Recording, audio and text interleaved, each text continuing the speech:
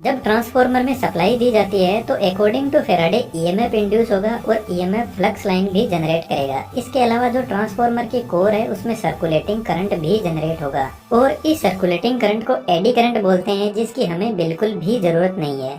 पानी में कभी ऐसी सिचुएशन बनती है कि कुछ ऐसा भंवर बनता है, ठीक ऐसा ही एडी करंट होता है जो कोर में घूमता है। इसलिए आयरन की कोर को सबसे पहले पतली पतली पत्तियों में डिवाइड किया जाता है, उसके बाद में एक एक ब्लेड को लेमिनेट किया जाता है। लेमिनेशन की थिकनेस 0.25 mm से 0.50 mm तक होती है। इसी लेमिनेशन की वजह से जो कोर का क्रॉस सेक्शन एरिया है वह रिड्यूस हो जाता है और एरिया का रेजिस्टेंस से इनवर्स रिलेशन होता है, जिससे रेजिस्टेंस बढ़ जाता है और रेजिस्टेंस आपको पता है करंट का दुश्मन होता है। तो इस तरीके से एडी करंट लॉसेस को रिड्यूस किया जाता है।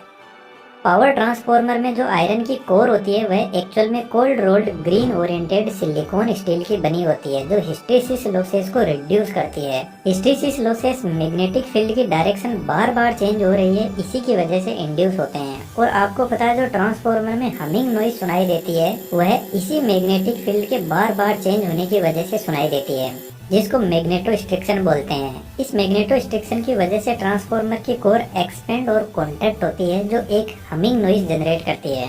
इसके अलावा भी ट्रांसफार्मर में बहुत सारे लॉसेस होते हैं, लेकिन मेन यही है।